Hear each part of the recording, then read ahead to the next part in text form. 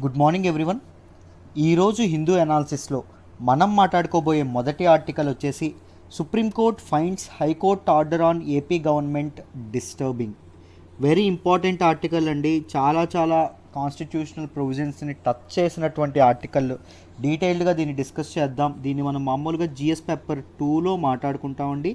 జాగ్రత్తగా వింటే క్లియర్గా అర్థమైపోతుందమ్మా. క్లియర్గా ఎక్స్ప్లెయిన్ చేసే ప్రయత్నం చేస్తాను, జాగ్రత్తగా వినండి. Before analyzing this article, let me talk about UPSC current affairs course once. UPSC current affairs course గురించి ఒక్కసారి మాట్లాడతాను, వినండి అమ్మ. యూపీఎస్సీ కరెంట్ అఫైర్స్ కోర్స్లో మీకు వచ్చేది ఏంటి అంటే డీటెయిల్డ్ హిందూ అనాలిసిస్ అనేది వస్తుంది.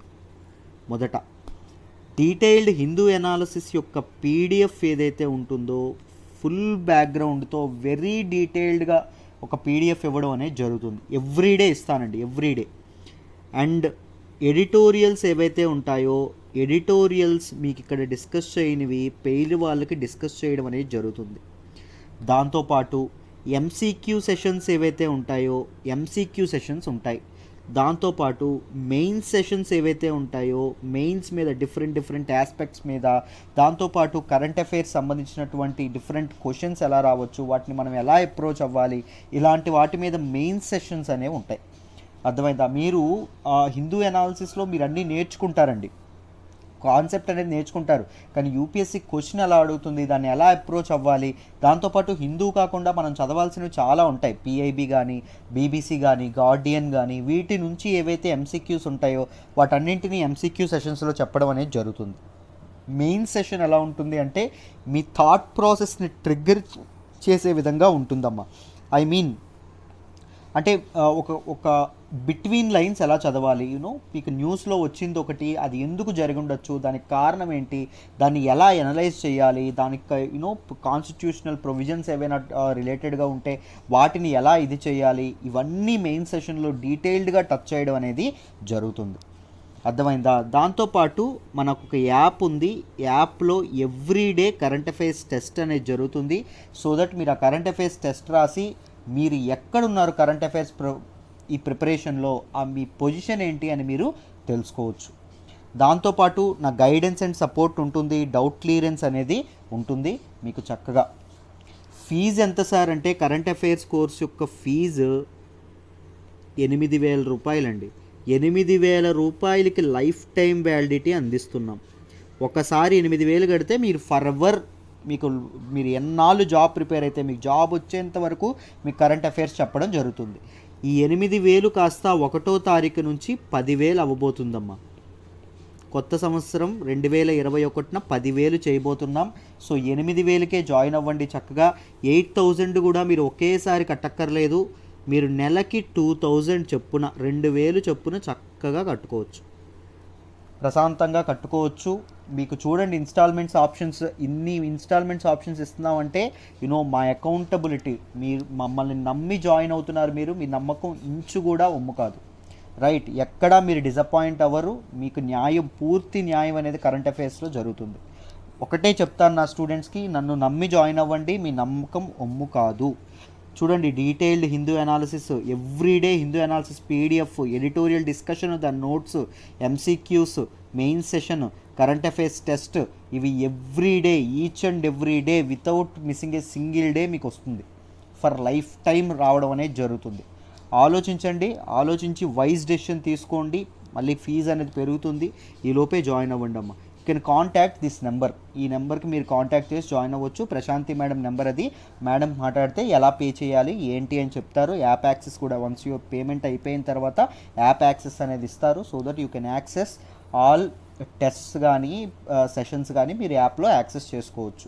లైవ్ సెషన్స్ అనేవి జరుగుతాయి. ఎంసీక్యూ సెషన్, మెయిన్ సెషన్, దానిలో మీ డౌట్స్ కూడా నాకు అడగచ్చు. నేను I will clarify your doubts. Doubt clearance కూడా చక్కగా ఉంటుంది. వైజ్ డెసిషన్ తీసుకోండి. ఇప్పుడు ఈ ఆర్టికల్ ఏదైతే ఉందో ఈ ఆర్టికల్ డిస్కస్ చేద్దాం. చూడండి అమ్మ. మొదట ఈ న్యూస్లోకి వచ్చి ఏమొచ్చిందో చూద్దాము, జాగ్రత్తగా చూడండి. సుప్రీంకోర్టు ఏదైతే ఉందో సుప్రీంకోర్టు రీసెంట్గా ఆంధ్రప్రదేశ్ హైకోర్టు యొక్క ఆర్డర్ ఏదైతే ఉందో ఈ ఆర్డర్ మీద స్టే విధించడం అనేది జరిగింది. ఏంటి సార్ ఈ ఆర్డర్ అంటే, this order is intends to intends to inquire whether there is a constitutional breakdown, రాజ్యాంగ విచ్ఛిన్నం అనేది రాష్ట్రంలో ఆంధ్రప్రదేశ్లో జరుగుతుందా లేదా అనే దాని మీద మేము ఎంక్వైరీ చేస్తాము. ఎంక్వైరీ చేసి దాని యొక్క రికార్డ్ ఏదైతే ఉంటుందో రికార్డ్ సేవ్ చేస్తాము అని చెప్పి రీసెంట్గా అక్టోబర్ 1వ తారీఖున తన తీర్పు చెప్తూ హైకోర్టు ఇది చేయడం అనేది జరిగిందమ్మా. వెంటనే ఏం జరిగింది, ఆంధ్రప్రదేశ్ గవర్నమెంట్ ఏమో నొచ్చుకోవడం అనేది జరిగింది. హైకోర్టుకి ప్లీజ్ రీకాల్ యువర్ వెర్డిక్ట్ అని చెప్పడం అనేది జరిగింది. మీ ఆర్డర్ని రీకాల్ చేసుకోండి, వెనక్కి తీసుకోండి, ఉపసంహరించుకోండి అని చెప్పింది. దానికి హైకోర్టు ఓకే అందా అంటే ఓకే అనలేదు. లేదు మేము ఇచ్చిన ఆర్డర్ని మేము ఎలా ఇది చేస్తాం, కావాలంటే మీరు సుప్రీంకోర్టుకి వెళ్ళండి, సుప్రీంకోర్టులో వేసుకోండి అన్నారు. అప్పుడు దానికి సుప్రీంకోర్టులో ఇది క్వశ్చన్ చేస్తే ఎవరు, ఆంధ్రప్రదేశ్ గవర్నమెంట్ క్వశ్చన్ చేయడం జరిగింది. ఆంధ్రప్రదేశ్ గవర్నమెంట్ క్వశ్చన్ చేయగానే సుప్రీంకోర్టు ఏమంది అంటే ఇది ఏ రకమైన ఆర్డర్, అసలు ఒక జ్యుడిషియల్ ఇన్స్టిట్యూషన్ ఇచ్చేటటువంటి ఆర్డరేనా ఇది, రైట్? ఒక రాష్ట్రంలో కాన్స్టిట్యూషనల్ బ్రేక్ డౌన్ జరుగుతుందా లేదా నిర్ణయించే పని కోర్టులదా అని చెప్పి సుప్రీంకోర్టు క్వశ్చన్ అనేది రైజ్ చేయడం అనేది జరిగింది. ఈ హైకోర్టు ఆర్డర్ ఏదైతే ఉంటుందో దానికి స్టే అనేది విధించింది.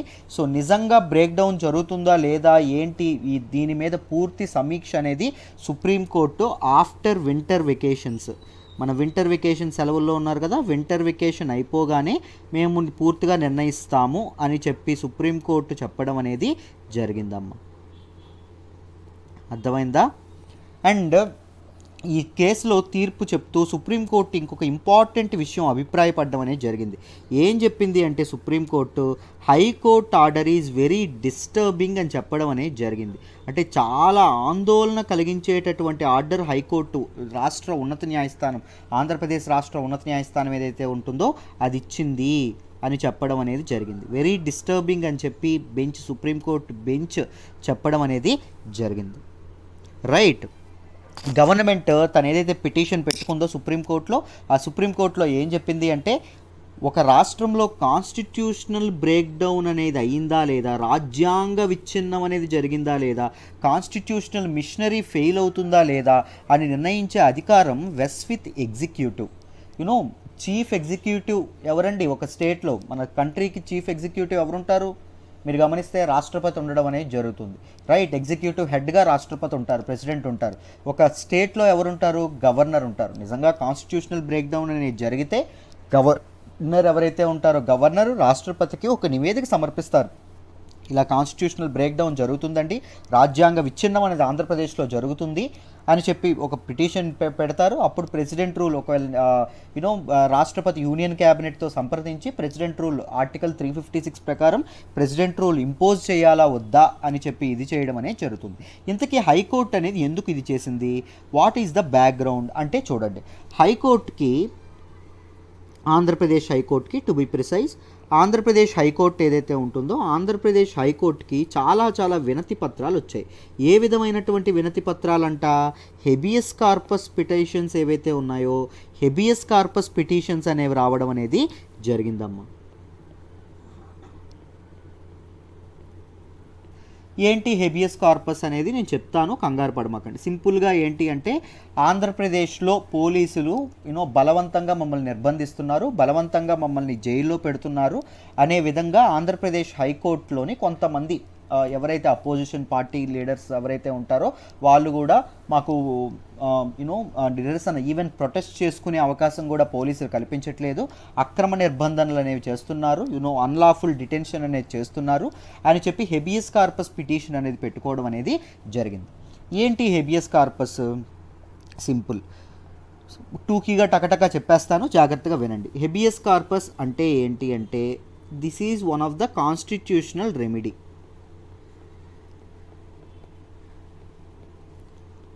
కంగారు పడద్దు, మీకు ఈజీగా ఎక్స్ప్లెయిన్ చేసే ప్రయత్నం చేస్తాను. హెబియస్ కార్పస్ ఇంతకీ this is a Latin term అండి.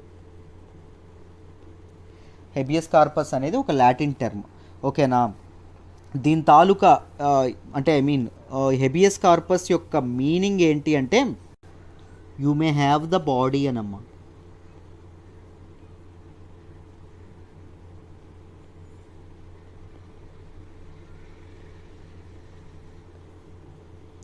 కాన్స్టిట్యూషనల్ రెమెడీస్ని రిట్స్ అని కూడా అంటారు. నేను డీటెయిల్డ్గా చెప్తాను, వీటి గురించి కంగారు పడమాకండి. ఏంటంటే మనకి రాజ్యాంగం అనేది కొన్ని హక్కులు ఇస్తుంది ప్రతి ఒక్క సిటిజన్కి. అర్థమైందా? ప్రతి ఒక్క సిటిజన్కి కాన్స్టిట్యూషన్ అనేది కొన్ని హక్కులు, ముఖ్యంగా ఫండమెంటల్ రైట్స్ ఏవైతే ఉన్నాయో అవి కల్పించడం అనేది జరిగింది. ఫండమెంటల్ రైట్స్ ఎక్కడ ఉంటాయి కాన్స్టిట్యూషన్లో? ఇవన్నీ ప్రిలిమ్స్కి ఇంపార్టెంట్ అండి. పార్ట్ త్రీ ఆఫ్ ఇండియన్ కాన్స్టిట్యూషన్లో ఫండమెంటల్ రైట్స్ ఉండడం అనేది జరుగుతుంది. అయితే హక్కులు కల్పించేస్తే సరిపోతుందా? హక్కుల్ని కాపాడాలి. అర్థమైందా? ఒక వ్యక్తికి రాజ్యాంగం కల్పించేటటువంటి హక్కులు ఏవైతే ఉన్నాయో వాటిని ప్రొటెక్ట్ చేయాల్సినటువంటి బాధ్యత కూడా కాన్స్టిట్యూషన్దే. సో వాటి కోసం కొన్ని కాన్స్టిట్యూషనల్ రెమెడీస్ని ఇంట్రడ్యూస్ చేయడం అనేది జరిగింది. త్రూ కాన్స్టిట్యూషనల్ రెమెడీస్, వాటిని రైట్స్ని ప్రొటెక్ట్ చేయడానికి కాన్స్టిట్యూషన్లో, రాజ్యాంగంలో ఇంట్రడ్యూస్ చేసినటువంటి ఆర్టికల్స్ ఏంటి అంటే ఆర్టికల్ 32, ఆర్టికల్ 226. ఈ రెండు ఏం చేస్తాయి?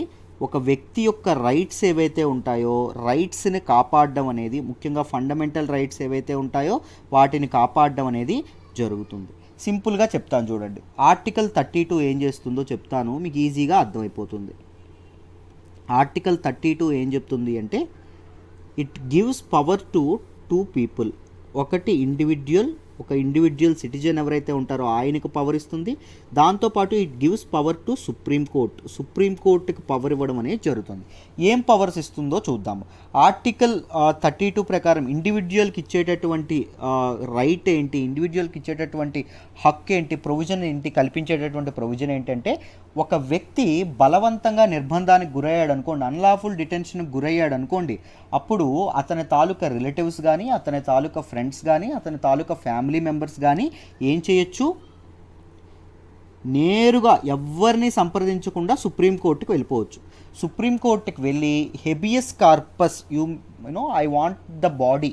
ఎవరి బాడీ? Individual body. అంటే ఆ వ్యక్తిని రిలీజ్ చేయండి అని అర్థం సింపుల్గా, రైట్ అని చెప్పి సుప్రీంకోర్టుని సంప్రదింపులు చేయొచ్చు. వెంటనే సుప్రీంకోర్టు దాన్ని సమీక్షించి న్యాయ సమీక్ష చేసి జ్యుడిషియల్ రివ్యూ చేసి అప్పుడు ఆ ఇండివిజువల్ బయటకు వెళ్ళిపోవాలంటే వెళ్ళిపోతారు.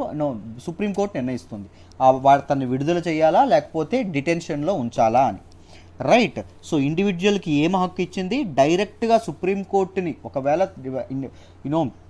అన్లాఫుల్ డిటెన్షన్కి గురైతే డైరెక్ట్గా సుప్రీంకోర్టుని సంప్రదించేటటువంటి అధికారం ఇవ్వడం అనేది జరిగింది. సో సుప్రీంకోర్టుకి ఇంకొక అధికారం ఇచ్చింది. ఏం ఇచ్చింది? కొన్ని రిట్స్ జారీ చేసేటటువంటి అధికారం ఇవ్వడం అనేది జరిగింది. సుప్రీంకోర్టు న్యాయ సమీక్ష చేసి కొన్ని రిట్స్ జారీ చేస్తుంది. ఆ మొత్తం 5 రిట్స్ ఉంటాయమ్మా. హెబియస్ కార్పస్ ఏదైతే ఉంటుందో, ఇప్పుడు మనం మాట్లాడుకున్నటువంటి హెబియస్ కార్పస్, మ్యాండమస్ ఏదైతే ఉంటుందో మ్యాండమస్, దాంతోపాటు మీరు సెట్యూరీ ఏదైతే ఉంటుందో సెట్యూరీ, ప్రోహిబిషన్ ఏదైతే ఉంటుందో ప్రోహిబిషన్, నెక్స్ట్ కోవారెంటో ఏదైతే ఉంటుందో కోవారెంటో. వీటన్నింటిని మనం పాలిటీలో డిస్కస్ చేద్దాము. డిస్కస్ చేస్తాం మామూలుగా. సురేష్ సార్ అద్భుతంగా చెప్పారు, బట్ నేను వీటన్నింటి గురించి డిస్కస్ చేయలేదు. ఓన్లీ హెబియస్ కార్పస్ గురించి డిస్కస్ చేస్తున్నాను. సుప్రీంకోర్టుకి అనిపించింది అనుకోండి నిజంగానే అన్లాఫుల్గా అసలు అన్యాయంగా అబ్బాయిని డిటెన్షన్ చేశారు, నిర్బంధించారు, జైల్లో పెట్టారు అనిపించింది అనుకోండి, అప్పుడు సుప్రీంకోర్టు ఏం చేస్తుంది? హెబియస్ కార్పస్ రిట్ అనేది జారీ చేస్తుంది. అంటే you may have the body అని చెప్తుంది. అర్థమైందా? అతన్ని చక్కగా తీసుకెళ్ళిపోండి, అతన్ని చక్కగా ఫ్రీ చేస్తున్నాము, తీసుకెళ్ళిపోండి, ఫ్రీ చేయండి అని చెప్పి జైలర్కి ఒక లెటర్ అనేది ఇవ్వడం అనేది జరుగుతుంది, ఆర్డర్ ఇవ్వడం అనేది జరుగుతుంది. ఎవరైతే జైల్లో పెట్టారో ఆయనకి అతన్ని వదిలేయండి అని చెప్పి ఆర్డర్ ఇవ్వడం అనేది జరుగుతుంది. సరే, ఇప్పుడు ఆర్టికల్ 32 గురించి తెలుసుకున్నాం. What is this article 226 sir? ఏదైనా ఇంత కాంప్రహెన్సివ్గా తెలుసుకుంటేనే మీకు ఇదవుతుంది. చూడండి, ఇది కూడా ఏంటి? ఇండివిజువల్కి ఇస్తుంది, దాంతోపాటు ఎవరికి ఇస్తుంది? హైకోర్టుకు కూడా ఇస్తుంది. సుప్రీంకోర్టు బదులు ఇక్కడ హైకోర్టు. ఎవరికైనా ఒకవేళ తన ఫండమెంటల్ రైట్కి ఇబ్బంది పడినప్పుడు, అంటే అన్లాఫుల్ డిటెన్షన్కి గురైనప్పుడు ఏం చేస్తాడు? ఫండమెంటల్ రైట్కి అన్యాయం చేకూరినప్పుడు ఏం చేస్తాడండి ఆయన? హైకోర్టుకి డైరెక్ట్గా సంప్రదించేటటువంటి అధికారం ఇండివిజువల్కి ఇచ్చారు. హైకోర్టు ఏంటి? ఒకవేళ నిజంగా వ్యక్తి యొక్క ఫండమెంటల్ రైట్స్ ఇది ప్రమాదంలో పడినట్టు అనిపించింది అనుకోండి హైకోర్టు ఏం చేస్తుంది? మళ్ళీ రిట్స్ అనేది జారీ చేస్తుంది. ఆర్టికల్ 226 ఓన్లీ ఫండమెంటల్ రైట్స్ గురించే ఇది చేయదండి. దాంతోపాటు లీగల్ రైట్స్, సింపుల్గా చెప్పుకోవాలంటే ఆర్టికల్ 32లో ఓన్లీ మనం ఫండమెంటల్ రైట్స్కి ఇబ్బంది కలిగినప్పుడు మాత్రమే క్వశ్చన్ చేయగలం సుప్రీంకోర్టులో.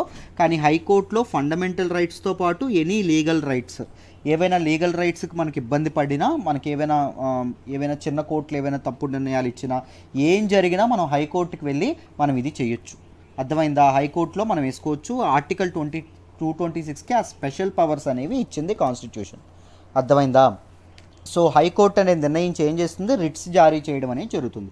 హెబియస్ కార్పస్ రిట్ అనేది ఎప్పుడు ఇది చేస్తుంది, ఏ సందర్భంలో వాడతారండి? అన్లాఫుల్ డిటెన్షన్ ఏదైతే ఉంటుందో, అన్లాఫుల్ డిటెన్షన్ అంటే అక్రమ నిర్బంధం ఏదైతే ఉంటుందో, అక్రమంగా జైల్లో పెట్టడం ఏదైతే ఉంటుందో, ఆ టైంలో హెబియస్ కార్పస్ మనకి కోర్టులు వాడడం అనేది జరుగుతుంది. అర్థమైందా? So these are the things that you should remember. ఏమైనా కన్ఫ్యూజన్ ఉంటే అసలు కంగారు పడదు, ఒక్కసారి వెనక్కి వెళ్ళి మళ్ళీ చూడండి, మీకు క్లియర్గా అర్థమైపోతుంది. అయితే చూడండి, మనకిప్పుడు మళ్ళీ పాయింట్లోకి వద్దాం. అయితే ఏం జరిగింది, కొంతమంది ఆంధ్రప్రదేశ్లో ఇలా అన్లాఫుల్ డిటెన్షన్కి గురయ్యారండి. అన్లాఫుల్ డిటెన్షన్కి అంటే అక్రమంగా వాళ్ళని అరెస్ట్ చేశారని చెప్పి హైకోర్టు ఆర్టికల్ 226 ఏం చెప్తుంది, ఎవ్రీ ఇండివిజువల్, ఒకవేళ ఇండివిజువల్ ఒకరికి గురైతే ఇండివిజువల్ యొక్క ఫ్యామిలీ మెంబర్స్ ఎవరైతే ఉంటారో వాళ్ళందరూ కలిసి హైకోర్టుకి వెళ్ళొచ్చు. వాళ్ళందరూ హైకోర్టులో పిటిషన్ పెట్టచ్చు. దేనికోసం పిటిషన్ పెట్టచ్చు, హెబియస్ కార్పస్ రిట్ జారీ చేయండి అని చెప్పి పిటిషన్ పెట్టుకోవచ్చు. ఈ పిటిషన్ ఏదైతే ఉంటుందో ఆ పిటిషన్ని హైకోర్టు, ఆంధ్రప్రదేశ్ హైకోర్టు విచారిస్తుందండి. విచారిస్తూ ఏం చెప్పింది, మామూలుగా పిటిషన్ దేని గురించి అండి, unlawful detention.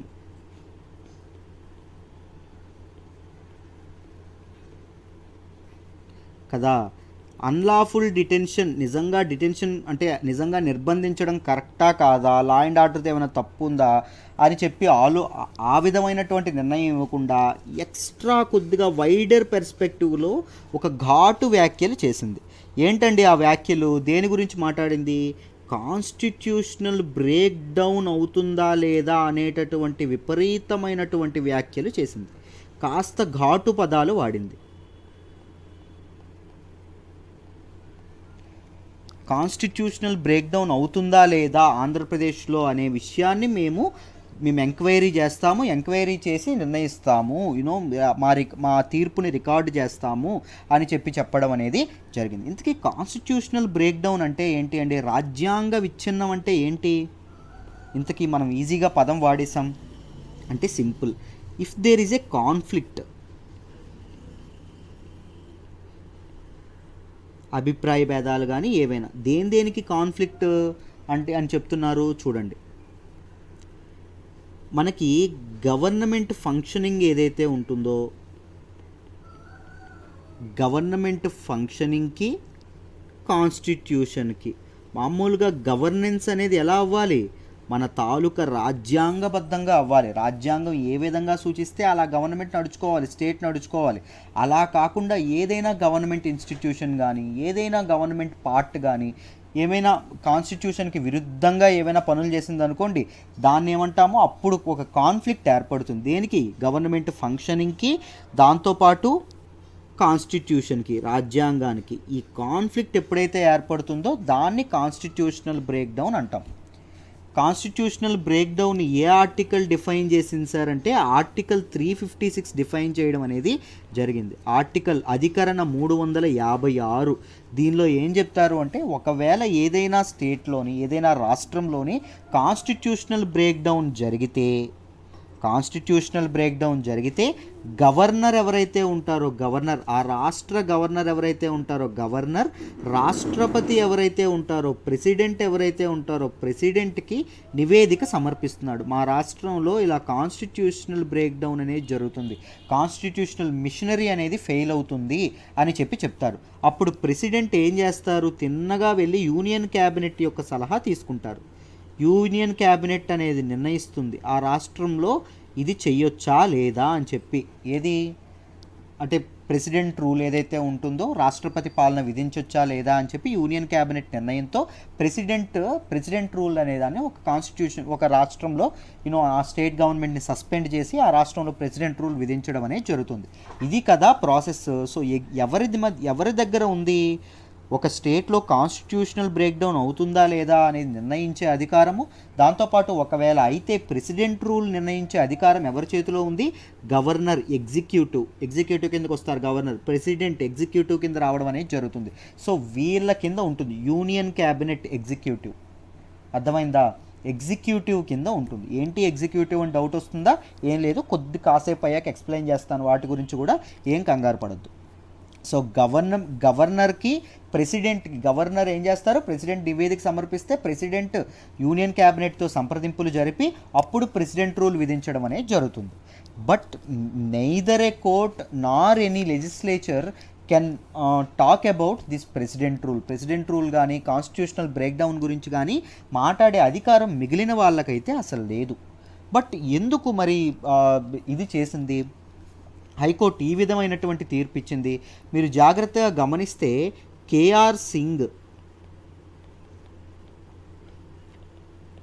Versus state of Delhi కేసులో సుప్రీంకోర్టు తీర్పు చెప్తూ ఏమని చెప్పింది అంటే, కోర్టులు మామూలుగా ఏదైతే పిటిషన్ వాళ్ళ దగ్గరికి వచ్చిందో దాని మీద మాత్రమే వ్యాఖ్యలు చేయాలి, సందర్భానికి తగినట్టుగా మాత్రమే వ్యాఖ్యలు చేయాలి. సందర్భం దాటిపోయి వైడర్ ఆస్పెక్ట్స్ ఏవైతే ఉంటాయో, బ్రాడర్ ఆస్పెక్ట్స్, విస్తృతమైనటువంటి విషయాలు ఏవైతే ఉంటాయో వాటి మీద చెయ్యొద్దు. Please refrain from telling your verdicts on wider or broader aspects. మీరు అనవసరంగా జోక్యం చేసుకొని నిర్ణయాలు తీసుకోవద్దు. అర్థమైందా? రైట్. సో మీ ఆ తాలూకా తీర్పు అనేది ఏదైతే పిటిషన్ ఉందో పిటిషన్ మీద మాత్రమే ఇవ్వండి అని చెప్పి దీనిలో సుప్రీంకోర్టు చెప్పడం అనేది జరిగింది. ఇప్పుడు ఇక్కడ ఆంధ్రప్రదేశ్ హైకోర్టు విషయంలో పిటిషన్స్ దేని మీద వచ్చాయి? అన్లాఫుల్ డిటెన్షన్, ఏదైతే హెబియస్ కార్పస్ పిటిషన్లు కదా. హెబియస్ కార్పస్ ఎందుకని చెప్పుకున్నాం? అన్లాఫుల్ డిటెన్షన్, అక్రమ నిర్బంధం ఏదైతే ఉంటుందో దాని నుంచి ప్రజలను కాపాడడానికి హెబియస్ కార్పస్ పిటిషన్స్ ఇది చేస్తారు, అంతే కదా. హెబియస్ కార్పస్ మీద అంటే అన్లాఫుల్ డిటెన్షన్ మీద మీరు మాట్లాడాల్సింది పోయి మీరు కాన్స్టిట్యూషనల్ ఇదేదైతే ఉంటుందో బ్రేక్డౌన్ ఏదైతే ఉంటుందో దాని గురించి అనవసరంగా అసందర్భంగా మాట్లాడారు అని చెప్పడం అనేది సుప్రీంకోర్టు చెప్పడం అనేది జరిగిందమ్మా. అర్థమైందా? సో దీన్ని సుప్రీంకోర్టు తర్వాత ఇంటర్వెకేషన్ తర్వాత దీన్ని ఇది చేయడం అనేది జరుగుతుంది. సో దాని తర్వాత నిర్ణయం అనేది తెలుస్తుంది. సో దీని ప్రకారంగా ఇంకా గవర్నమెంట్ ఏం ఆరోపణలు చేసిందంటే హైకోర్టు మీద బేసిక్ కాన్స్టిట్యూషనల్ స్ట్రక్చర్ ఏదైతే ఉంటుందో దానికి బ్రేక్డౌన్ అనేది ఏర్పడింది, దానికి బ్రేక్డౌన్ అనేది చేశారు. ఎవరు చేశారండి? హైకోర్టు చేయడం అనేది జరిగింది. ఏంటి బేసిక్ కాన్స్టిట్యూషనల్ స్ట్రక్చర్? మీరు జాగ్రత్తగా గమనిస్తే రాష్ట్ర ప్రభుత్వం గవర్నమెంట్ ఏదైతే ఉంటుందో గవర్నమెంట్ని 3 రకాలుగా విడదీస్తుందండి. 1 లెజిస్లేటివ్, 2 ఎగ్జిక్యూటివ్, 3 జ్యుడిషియరీ. ప్రజల కోసం ముగ్గురు కలిపి ఇది చేయాలి. ఎవరికంటే ఎక్కువ కాదు, ఎవరికంటే తక్కువ కాదు. Legislature is equal to executive, executive is equal to judiciary. అర్థమైందా? జ్యుడిషియరీ అంటే న్యాయ వ్యవస్థ. అర్థమైందా? సో ఇవి ఒకదానికొకటి అనుగుణంగా అన్వయించుకుంటూ పనిచేయాలి, కానీ ఒకరిని ఒకరు డామినేట్ చేయకూడదు.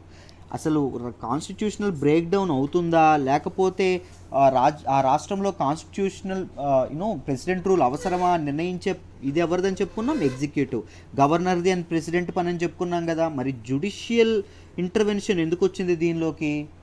Why it is overlapping with the powers of executive? Judiciary ఎందుకు డామినేట్ చేయాలని ప్రయత్నిస్తుంది ఎగ్జిక్యూటివ్ మీద జ్యుడిషియరీ అనేటటువంటి నిర్ణయం అనేది, అనేటటువంటి ఆరోపణ అనేది మన తాలూకా స్టేట్ గవర్నమెంట్ హైకోర్టు మీద, గౌరవ హైకోర్టు మీద చేయడం అనేది జరిగింది. అర్థమైందా? ఇంత బ్రాడర్ ఆస్పెక్ట్లో ప్రతిదాన్ని మనం చదువుకోవాలమ్మా. ఎప్పుడైతే మనం అలా చదువుకుంటామో అప్పుడే మనకి డీటెయిల్డ్గా వస్తాయి. ఇవన్నీ ఎలా వస్తాయి అంటే స్టాటిక్ సిలబస్ కూడా కంప్లీట్ చేయాలి.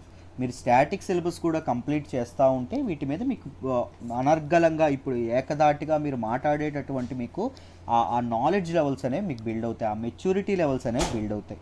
So LTX classes is offering UPSC infinity course. Infinity పేరులోనే ఉంది. లైఫ్ టైం వ్యాలిడిటీతో మీకు సివిల్స్ ప్రిపరేషన్ అనేది జరుగుతుంది. మీరు ఎన్నాళ్ళు ప్రిపేర్ అవ్వాలంటే అన్నాళ్ళు. నేను ఇప్పుడు ఎలా అయితే బేసిక్ లెవెల్స్ నుంచి ఎలా అయితే చెప్పగలుగుతున్నానో అలాగే ప్రతి ఫ్యాకల్టీ చెప్తారు. యూపీఎస్సీ ఇన్ఫినిటీ ఫీజులు కూడా 1వ తారీఖు నుంచి పెరుగుతున్నాయి. ఒకసారి ఆలోచించండి. ఆలోచించి ఈ నెంబర్కి యూపీఎస్సీ ఇన్ఫినిటీ గురించి కావాలని నెంబర్కి ఫోన్ చేయొచ్చు. ఫోన్ చేసి చక్కగా జాయిన్ అవ్వండి. ప్రిపరేషన్ లేట్ చేయొద్దమ్మా, ఇప్పటి నుంచే మొదలు పెట్టండి. సక్సెస్ అనేది తొందరగా వస్తుంది. మమ్మల్ని నమ్మి మాతో అడుగు వేయడానికి రండి. కావాలంటే స్టూడెంట్ టెస్టిమోనియల్స్ చూడండి. చూశాకే మంచి డెసిషన్ తీసుకోండి. అర్థమైందా? ట్రస్టర్స్, మీకోసం మేము కష్టపడతాం, చాలా చాలా కష్టపడతాం. మీరు కూడా మాతో పాటు వర్క్ చేస్తే అందరం కలిసి సక్సెస్ సాధించవచ్చు. Right? So this is all about this article. మీరు ఈ ఆర్టికల్లో ఏమేమి నేర్చుకున్నారు? హెబియస్ కార్పస్ ముందు ఆర్టికల్ 32 నేర్చుకున్నారు. ఆర్టికల్ 226 అంటే ఏంటో నేర్చుకున్నారు. తర్వాత ఆర్టికల్ 356 ఏంటో నేర్చుకున్నారు. దాని తర్వాత హెబియస్ కార్పస్ అంటే ఏంటో, ఈ రిట్కి సంబంధించినటువంటి అర్థం ఏంటి, అది ఎందుకు ఇది చేస్తారని చెప్పి తెలుసుకున్నారు. దాంతోపాటు డిఫరెంట్ ఆర్గాన్స్, గవర్నమెంట్ యొక్క ఆర్గాన్స్ ఏవైతే ఉంటాయో వాటి గురించి నేర్చుకున్నారు. రైట్? సో ఎవరి పరిమితులు ఏంటి, కాన్స్టిట్యూషనల్ బ్రేక్ డౌన్ అంటే అర్థం ఏంటో తెలుసుకున్నారు. అండ్ ప్రెసిడెంట్ రూల్ ఎలా జరుగుతుంది, ఆర్టికల్ 356 గురించి కూడా తెలుసుకున్నాం. ఇవన్నీ మనం ఇన్ డీటెయిల్ మాట్లాడాం. రైట్? ఒకసారి మళ్ళీ వినండి, ఏం పర్లేదు. కాంప్రహెన్సివ్గా ప్రతిదీ అర్థం చేసుకోండి. I hope you understand this article in detail. Let me move to the next article. మనం మాట్లాడుకోబోయే నెక్స్ట్ ఆర్టికల్ వచ్చేసి 344 అబ్డక్టెడ్ నైజీరియన్ బాయ్స్ ఫ్రీడ్. చాలా రోజుల నుంచి మాట్లాడదాం అనుకుంటున్నాను. రీసెంట్గా నాకు హెల్త్ ప్రాబ్లం వల్ల హిందూ అనాలిసిస్ చేయలేదు, అందుకే ఇవి మిస్ అయ్యాము. ఈ కాన్సెప్ట్ అనేది నేను డీటెయిల్గా డిస్కస్ చేస్తాను. జాగ్రత్తగా వినండి, క్లియర్గా ఎక్స్ప్లెయిన్ చేసే ప్రయత్నం చేస్తాను. జిఎస్ పేపర్ 2 ఇంటర్నేషనల్ రిలేషన్స్లో మనం మాట్లాడుకుంటాం. మనకి గ్లోబల్ సెక్యూరిటీలో కూడా మనం మాట్లాడుకుంటాం. మీకు మొత్తం దీని బ్యాక్గ్రౌండ్ అంతా చెప్తాను, జాగ్రత్తగా వినండి అమ్మ. ఈ మ్యాప్ ఒకసారి చూడండి అమ్మా. దిస్ ఈజ్ ఆఫ్రికా యొక్క పొలిటికల్ మ్యాప్. దీనిలో మీరు ఇక్కడ చూడండి, ఈ స్టేట్ ఏదైతే ఉంటుందో ఇది నైజీరియా. సారీ, స్టేట్ మీన్ అక్కడ నేషన్ అని అర్థం. సో నైజీరియా యొక్క బార్డర్స్ మీరు గమనించాలి. నైజీరియా యొక్క బార్డర్స్ చూడండి ఏమున్నాయో. బెనిన్ ఒకటి ఉంది, వెస్ట్ బెనిన్ ఉంది, అండ్ నార్త్లో నైజర్ ఉంది, అండ్ నార్త్ ఈస్ట్లో చద్ ఉంది, అండ్ ఈస్ట్లో క్యామరూన్ ఉండడం అనేది జరిగింది. సౌత్లో ఏముంటుంది, అట్లాంటిక్ ఓషన్ ఉంటుంది ఇక్కడ. అర్థమైందా? So these are the borders of Nigeria. నైజీరియాలో చాలా నాళ్ళ నుంచి ఒక క్రైసిస్ అనేది నడుస్తూ ఉంది, ఒక ఇన్సర్జెన్సీ అనేది నడుస్తూ ఉంది, ఒక రాడికల్ గ్రూప్స్ అనే విధ్వంసం సృష్టిస్తున్నాయి. వాటన్నింటి గురించి డీటెయిల్డ్గా డిస్కస్ చేద్దాం. ఒకసారి చూడండి. ముందు న్యూస్లోకి ఎందుకు వచ్చిందో చెప్తానమ్మా, ఒకసారి చూడండి. న్యూస్లో ఏం జరిగింది అంటే, రీసెంట్గా ఒక 6 days బ్యాక్ నైజీరియాలో ఏం జరిగింది అంటే, ఒక స్కూల్ మీద అటాక్ జరిగి ఆ స్కూల్ డార్మెటరీస్లో చక్కగా నిద్రపోతున్నటువంటి పిల్లలు ఎవరైతే, స్కూల్ బాయ్స్ ఎవరైతే ఉంటారో, ఆల్మోస్ట్ 300+ స్కూల్ బాయ్స్ని కిడ్నాప్ చేయడం అనేది జరిగింది. వీళ్ళందరూ కిడ్నాప్కి గురవ్వడం అనేది జరిగింది. ఇలాంటి 2014లో ఇలాంటి సందర్భమే స్కూల్ గర్ల్స్ ఎవరైతే ఉంటారో వాళ్ళని చేశారు. ఇప్పుడు స్కూల్ బాయ్స్ ఎవరైతే ఉంటారో వాళ్ళని చేయడం అనేది జరిగింది, కిడ్నాప్. రైట్? సో కిడ్నాప్ జరిగిన తర్వాత ఇంటర్నేషనల్ కమ్యూనిటీ అనేది నిర్ఘాంతపోయింది. చిన్నపిల్లల జీవితాలు ఏవైతే ఉన్నాయో, వాళ్ళ లైఫ్స్ ఏవైతే ఉన్నాయో, దే ఆర్ అట్ స్టేక్ కాబట్టి, ప్రాణాపాయ స్థితిలో ఉన్నాయి కాబట్టి అందరూ నిర్ఘాంతపోయారు. దీనికి, ఈ కిడ్నాప్కి బాధ్యత మాది, మేమే కిడ్నాప్ చేశాము అని చెప్పి బోకో హరం అనేటటువంటి గ్రూప్ ఏదైతే ఉంటుందో, ఒక రాడికల్ గ్రూపు, ఈ గ్రూప్ తమకు తాము ప్రకటించుకోవడం అనేది జరిగింది. This is a militant group అండి, ఇస్లామిస్ట్ మిలిటెంట్ గ్రూపు. ఇది తనకు తాను ప్రకటించుకోవడం అనేది జరిగింది. Right?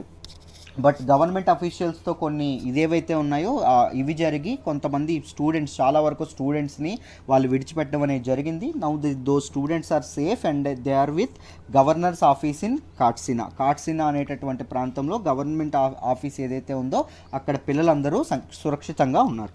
But who is this Boko Haram? అసలు నైజీరియాలో ఉన్నటువంటి ఇన్సర్జెన్సీకి కారణం ఏంటి? వీటన్నింటి గురించి డీటెయిల్డ్గా డిస్కస్ చేద్దాం. జాగ్రత్తగా వింటే క్లియర్గా అర్థమైపోతుంది. జాగ్రత్తగా వినండి అమ్మ.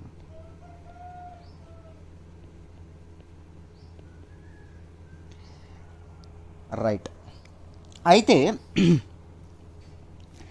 నైజీరియా యొక్క 60 ఇయర్స్ ఆఫ్ మోడర్న్ హిస్టరీ, 60 ఏళ్ళ నవీన చరిత్ర ఏదైతే ఉంటుందో ఈ 60 ఇయర్స్లో చాలా ఇన్సర్జెంట్ గ్రూప్స్ యొక్క అటాక్స్తో నైజీరియా చాలా బాధపడుతుంది. And it has witnessed several insurgency అంటే ఏంటి అంటే అమ్మ, అతివాదం, ఎక్స్ట్రీమిజం ఏదైతే ఉంటుందో దానివల్ల స్టేట్ యొక్క సావరెంటీని క్వశ్చన్ చేస్తారు ఇన్సర్జెంట్స్ ఎవరైతే ఉంటారో వాళ్ళు. అర్థమైందా? సో వాళ్ళు they always come with a slogan of secede, అంటే విడిపోయి వేరే స్టేట్ ఫామ్ చేద్దాము అనేటటువంటి దీంతో ఉంటారు. వాళ్ళనే ఇన్సర్జెంట్స్ అంటాం.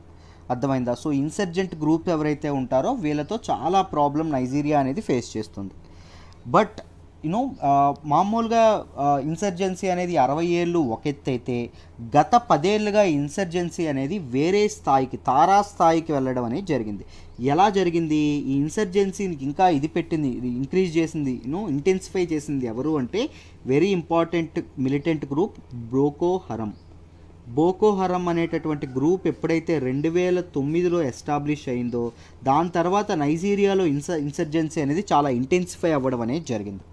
ఓవర్ ద డికేడ్ ఈ బోకో హరం గ్రూప్ ఏదైతే ఉంటుందో it has spread to other boundary states, boundary nations ఏవైతే ఉంటాయో, ముఖ్యంగా నార్త్ ఈస్టర్న్ బౌండరీ, నైజీరియా యొక్క నార్త్ ఈస్టర్న్ బౌండరీలో ఏం చెప్పాం గుర్తుందా?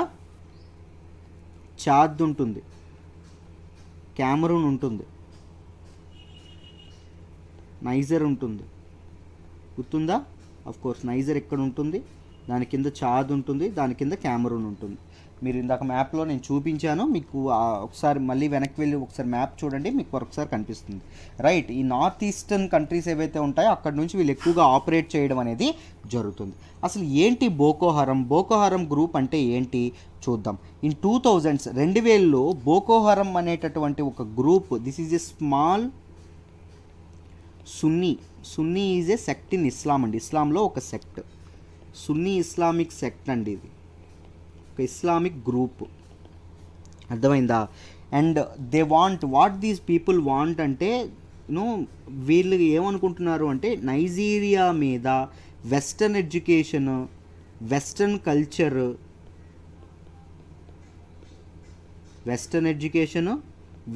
కల్చర్ యొక్క ప్రభావం అనేది పడకూడదు. It should bound by only Islamic law ఏదైతే ఉంటుందో దాని ప్రకారం మాత్రమే ఇది నడుచుకోవాలి, ఇది ముందుకెళ్ళాలి అని చెప్పి వీళ్ళ ప్రయత్నం, అలా చేసేటటువంటి ప్రయత్నం వీళ్ళది. రైట్, ఈ మన తాలూకా ఇదేదైతే ఉంటుందో బోకో హరం గ్రూప్ ఏదైతే ఉంటుందో దానికి official name, that is a very long name అండి, జామా అల్ అస్సున్నా లిద్వా వల్ జిహాద్. Right, so this is all about that official name of Boko Haram అండి. ఈ నిక్ నేమ్, దీనికి ఈ గ్రూప్కి బోకో హరం అనేటటువంటి నిక్ నేమ్ ఎవరిచ్చారు అంటే హౌసా స్పీకింగ్ పీపుల్. హౌసా అనేటటువంటి లాంగ్వేజ్ ఏదైతే ఉంటుందో అది మాట్లాడేటటువంటి పీపుల్, నైజీరియన్ పీపుల్ ఎవరైతే ఉంటారో వాళ్ళు ఇవ్వడం అనేది జరిగింది. దీన్ని ఫౌండర్ ఎవరు అంటే మహమ్మద్ యూసుఫ్ అరౌండ్ 2002 ప్రాంతంలో మహమ్మద్ యూసుఫ్ అనేటటువంటి ఆయన, హీఈస్ ఏ నైజీరియన్ ముస్లిం లీడర్ అండి. ఆయన ఏం చేశాడు అంటే హీ సెటప్ ఏ ఒక ఇస్లామిక్ స్కూల్ని, దాంతోపాటు ఒక మాస్క్ని, ఒక మసీద్ని ఆయన కట్టడం అనేది జరిగింది. కట్టి జనాల్ని అట్రాక్ట్ చేయడం అనేది జరిగింది, జనాల్ని ప్రొవోకేట్ చేయడం అనేది జరిగింది.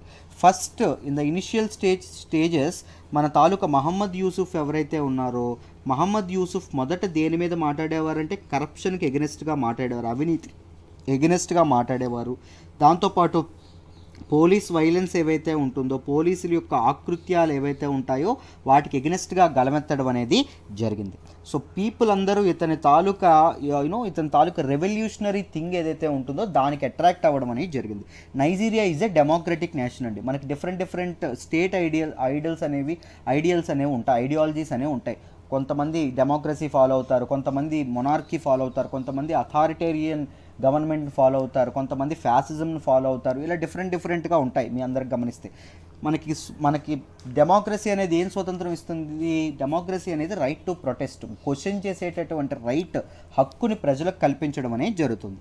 ఆ హక్కుని ఈ మహమ్మద్ యూసుఫ్ అని ఆయన సమర్థవంతంగా వినియోగించుకున్నాడు. కరప్షన్ మీద, పోలీస్ వైలెన్స్ మీద మాట్లాడడం అనేది జరిగింది. వీటి మీద మాట్లాడడం వల్ల ప్రజలకి ఈయన మీద సింపతి అనేది రావడం అనేది జరిగింది. మీకు చాలా ఫాలోయింగ్, పాపులారిటీ అనేవి బాగా రావడం అనేది జరిగింది. రైట్. తర్వాత 2009లో వీళ్ళు ఏం చేశారు అంటే ఒక సీరియస్ రెబలియన్ అనేది గవర్నమెంట్ మీద లాంచ్ చేయడం అనేది జరిగింది on the charges of corruption and police violence పెరిగిపోతుంది అని చెప్పి ఒక సీరియస్ రెబలియన్ని గవర్నమెంట్ మీద, నైజీరియన్ గవర్నమెంట్ మీద బోకో హరామ్ లాంచ్ చేయడం అనేది జరిగింది. సో ఆ రెబలియన్ని గవర్నమెంట్ ఏం చేసింది అంటే పూర్తిగా అనగదొక్కేసింది. రెబలియన్ని క్వాష్ చేసి ఒక చాలా పెద్ద తప్పు చేసింది. ఏంటి అంటే ప్రజల మనసుల్లో ఎంతో పాపులారిటీ సంపాదించుకున్న మహమ్మద్ యూసుఫ్ని చంపేసిందండి. ఫస్ట్ అరెస్ట్ చేశారు, తర్వాత చంపేయడం అనేది జరిగింది. దాని తర్వాత ఉమెన్ అండ్ చిల్డ్రన్ ఎవరైతే ఉంటారో వాళ్ళని టార్చర్ చేశారు. అండ్ పోలీసులు చాలామంది కస్టోడియన్ డెత్స్ అంటారు కదా, కస్టడీలో చంపేయడం అనేది జరిగింది. అండ్ నైజీరియన్ గవర్నమెంట్ ఇవన్నీ చూసి మేము సక్సెస్ఫుల్గా రివోల్ట్ని అనగదొక్కేసాం అనుకున్నాయి. కానీ బోకో హరామ్ యొక్క పాపులారిటీ అనేది రోజు రోజుకి చాలా పెరిగిందండి. బోకో హరామ్ యొక్క మాట అనేది ప్రతి ఒక్కరూ వింటున్నారు, ప్రతి ఒక్కరూ ఆయుధాలు పట్టుకున్నారు. దేని వెనక నడుస్తున్నారు? బోకో హరామ్ వెనక నడడం అనేది జరుగుతుంది. It became a radical group, it became a insurgent group, it became a extremist group. Right. It became a militant group, సింపుల్గా చెప్పాలి అంటే. దాని తర్వాత మహమ్మద్ యూసుఫ్ తర్వాత ఈ బోకో హరామ్ ఏదైతే ఉంటుందో దీని తాలూకా లీడర్షిప్ ఎవరు తీసుకున్నారు అంటే అబూబకర్ షేఖో ఎవరైతే ఉంటారో ఈయన తీసుకోవడం అనేది జరిగింది. ఇదేదైతే ఉందో ఈయన దీనిలో చాలా ఆకృత్యాలకు పాల్పడింది. బోకో హరామ్ 2014లో ఏం జరిగిందంటే ఇందాకే చెప్పాను కదా, స్కూల్ గర్ల్స్ ఎవరైతే ఉంటారో మొత్తం 276 స్కూల్ గర్ల్స్ని వీళ్ళు చేయడం అనేది, కిడ్నాప్ చేయడం అనేది జరిగింది. మొన్న 2019కి ఇంకా 112 మంది ఇంకా క్యాప్టివేషన్లోనే ఉన్నారు, ఇంకా బందీలుగానే ఉన్నారు. రైట్. అంతా చేయడం అనేది జరిగింది. ముఖ్యంగా వీళ్ళ తాలూకా సక్సెస్కి కారణం ఏంటి అంటే వీళ్ళకి ఆర్గనైజ్డ్ మిలిటరీ పవర్ అనేది ఉంది. వీళ్ళకంటూ ఒక సెపరేట్ ఆర్మీ లాంటిది ఒకటి ఉంది. దాంతోపాటు Nigerian armed forces were purely armed అనమాట. వాళ్ళ దగ్గర ఆర్మ్స్ అనేవి కరెక్ట్గా ఉండవు. అంటే గన్స్ కానీ మిషనరీస్ అనేవి, ఎక్విప్మెంట్ అనేది కరెక్ట్గా ఉండదు. గవర్నమెంట్ రెస్పాన్స్ అనేది డిలేగా ఉంటుంది. కరప్షన్ ఏదైతే ఉంటుందో కరప్షన్ కూడా చాలా ఎక్కువ కారణం బోకో హరామ్ లాంటి గ్రూప్ అనేది ఇంకా ఇంటెన్సిఫై అవ్వడానికి. రైట్. బట్ ఈ పిల్లలు ఎవరైతే ఉన్నారో ఈ పిల్లలు అరెస్ట్ అయిన తర్వాత ఇంటర్నేషనల్ కమ్యూనిటీ యొక్క చూప్ అనేది బోకో హరామ్ గ్రూప్ ఏదైతే ఉంటుందో దీని మీద పడడం అనేది జరిగిందమ్మా. అందరూ బోకో హరామ్ గ్రూప్ గురించి మాట్లాడడం అనేది జరిగింది. లేటర్ ఏం జరిగింది అంటే this Boko Haram group was divide into different sects, different small గ్రూప్స్గా డివైడ్ అయిపోవడం అనేది జరిగింది. డివైడ్ అయిపోయిన తర్వాత బోకో హరామ్ గ్రూప్ యొక్క స్ట్రెంగ్త్ ఏదైతే ఉంటుందో అది బాగా తగ్గిపోయింది, బలం బాగా తగ్గిపోయింది. సో అబూబకర్ షేఖో ఎవరైతే ఉన్నారో ఈయన ఐసిస్ లీడర్ అయినటువంటి అబూబకర్, ఆయన పేరు బాగ్దాది, ఎగ్జాక్ట్లీ అబూబకర్ బాగ్దాది ఎవరైతే ఉంటారో ఆయన యొక్క సపోర్ట్ అనేది ఈయన తీసుకోవడం, సీక్ చేయడం అనేది జరిగింది. But ISIS had different plans. ISIS ఏం చేసింది అంటే మహమ్మద్ యూసుఫ్ ఎవరైతే ఉన్నారో మనం ఇందాక చెప్పాం గుర్తుందా, గవర్నమెంట్ చంపేసిందని, ఇతని తాలూకా కొడుకు అయినటువంటి వ్యక్తి అబూ మసబ్ అల్ బర్నావి, ఈయన ఎవరైతే ఉన్నారో ఈయన్ని చేస్తూ ఒక సెపరేట్ గ్రూప్ అనేది ఒకటి స్టార్ట్ చేయడం అనేది జరిగింది. ఏంటి సార్ ఆ గ్రూప్ అంటే Islamic state west Africa province, Islamic state west Africa or Islamic state west Africa province. వీళ్ళందరూ ఏం కావాలి? వీళ్ళకి సెసిషన్ కావాలి. నైజీరియా నుంచి వేరేగా ఇస్లామిక్ పీపుల్ అందరూ విడిగా వెళ్ళిపోయి వాళ్ళంటూ ఒక స్టేట్ కావాలి, వాళ్ళది వాళ్ళు పరిపాలించుకోవాలి on the basis of Islamic law ప్రకారం వాళ్ళ పరిపాలన అనేది సాగాలి. అర్థమైందా అనేటటువంటి దీంతో దీన్ని ఫార్ములేట్ చేయడం అనేది జరిగింది. ఇప్పుడు వెస్ట్ ఆఫ్రికాలో ముఖ్యంగా నైజీరియాలో ఉన్నటువంటి గ్రూప్స్ 2 ఉన్నాయండి. రెండు తీవ్రంగా ఇంటెన్సిఫై అవ్వడం అనేది జరుగుతుంది. ఒకటి ఏంటి, బోకో హరం గ్రూప్, మీ అందరికీ తెలుసు. ఇది ఎవరి అండర్లో ఉందని చెప్పుకున్నాము, మనకి అబూబకర్ ఎవరైతే షేక్ ఎవరైతే ఉంటారో ఆయన చేతిలో ఉంది. ఇంకొకటి ఏంటి, Islamic state west Africa province, ఇది ఏదైతే ఉందో ఇది, ఈ రెండు చాలా చాలా అటాక్స్ అనేవి చేస్తున్నాయి. సో వెస్ట్ ఆఫ్రికాలో చాలా అండ్రెస్ట్ ఉంది. మొరాకోకు సంబంధించినటువంటి అండ్రెస్ట్ కానీ ఇలా చాలా ఉంటాయండి.